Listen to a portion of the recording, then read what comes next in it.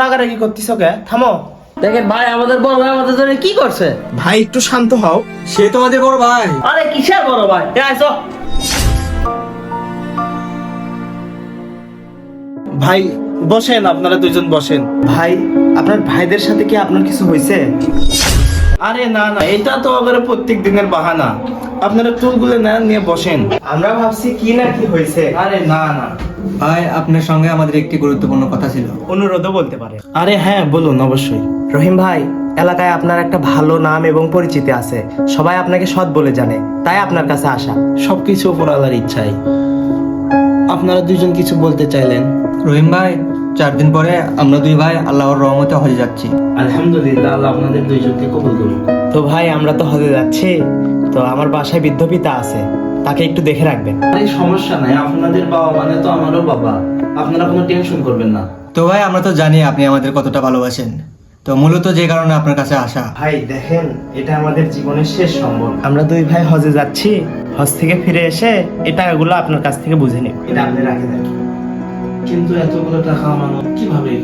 ভাই, আমরা আপনাকে বিশ্বাস করে আসছি, আল্লাহর হস্তে এটা একটু হেফাজত করেন ভাই। ভাই, এলাকায় আপনার উপর বিশ্বাস আছে বিধায় আমরা আপনার কাছে আসছি। ভাই, আপনি আমাদের ফিরিয়ে দিবেন না?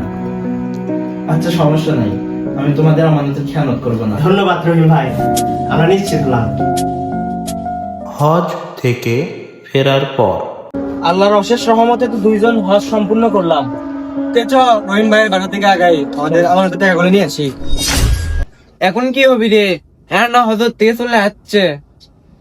নে ধরনের দরকার নাই, ওরা ডাকলে গাড়ি লেটার তুলে দেবো। এই কেমন আছো তোমরা? কি ব্যাপার, ওরা দেখেও না দেখার ভান করলো কে? এখানে তো রহিম ভাইয়ের বাসা ছিল, কই গেল? এখন দেখতে পাচ্ছি এত বড় বিল্ডিং। রহিম ভাইয়ের বাসা তো এখানেই ছিল, 3 মাসের ভিতরে এত বড় বিল্ডিং। রহিম ভাই! সর্বনাশ, এরা তো চলে যাচ্ছে, এখন কি হবে? আসসালামু আলাইকুম রহিম ভাই, আমরা আল্লাহর রহমতে হজ সম্পূর্ণ করে আসলাম। হ্যাঁ ভালো করছো। তে তোমরা দুইজন কি মনে করে? রহিম ভাই, আমাদের আমানতের টাকাগুলো। আমানত? কিসের আমানত, কিসের টাকা?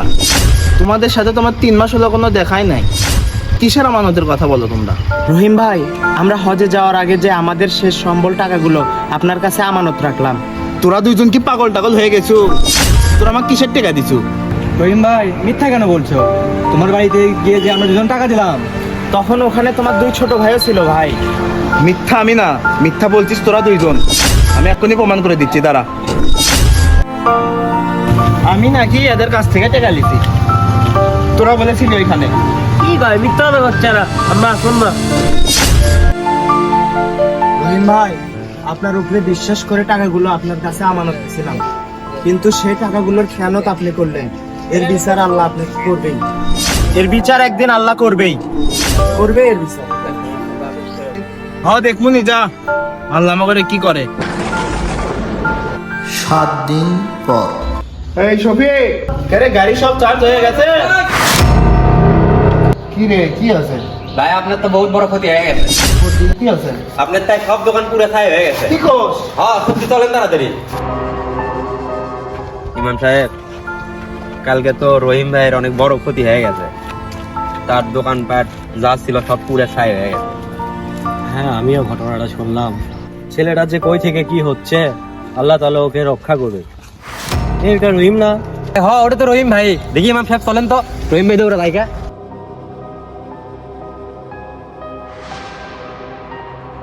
কি হলো রহিম ভাই, কই না তো ইয়ে করে? আর ইমাম সাহেব, কোথায় যাচ্ছেন আপনারা? আর রহিম ভাই দৌড়ে গেল। রহিম কুমার দিকে খুব জোরে দৌড়ে চলে গেল। আসো তো দেখি কি হয়েছে। আল্লাহ, আমার দুই ভাই, আল্লাহ।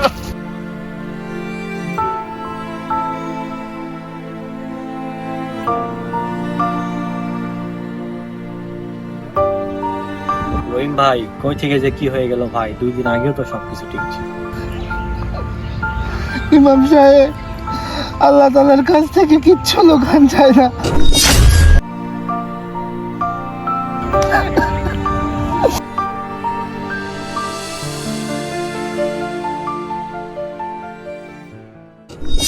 কি তোরা হবে টাকা? তোদের কেন বলতে হবে? দেখো আমরা কিন্তু সবকিছুই জানি। কি জানিস তোরা? মানে আঙ্কেলের 2 ছেলে তোমাকে টাকা দিছে আমানতে রাখার জন্য। তোরা কিভাবে জানলি? আমরা কিন্তু সব কথা কমনে শুনে লেছি। ওল্লা কথা বাদ দাও, আমার আসল কথা আসো। কি বলতে চাচ্ছিস তোরা? কি আসল কথা? দেখো আমাদের তো অনেক ধার দেয় না, আমানতের টাকাগুলো আমরা কাজে লাগাই, ওদের আসার তো অনেক দেরি আছে। তোরা দুইজন কি পাগল টাগল হয়ে গেছো? পাগল আমরা না, পাগল তুমি হয়ে গেছো। এতগুলো টাকা দেখতে কাজে লাগাবো না? তুমি একবার ভেবে দেখো, সুযোগ কিন্তু বারবার আসে না।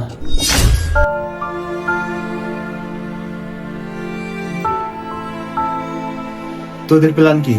আমরা দুজন যে তোমাকে টাকা দিছে সেটা কিন্তু কোনো প্রমাণ নেই, আমরা দুজন ছাড়া। ওরা ফিরে আসলে কিন্তু আমাকে কিছুই করা পারবে না। আচ্ছা ঠিক আছে, আমি তো এগুলো বার করলি আজকে 3 ভাগ করলাম টাকা। আমি আমানতের খেয়ানত করছি, তার শাস্তি তিনি আমাকে দিচ্ছেন। এখন তুমি কি করবে? যা নষ্ট করছি আর নয়, আমানতের খেয়ানত করে আর একটি দিনও নয়, আজকেই সবার সবকিছু আমি বুঝে দিব।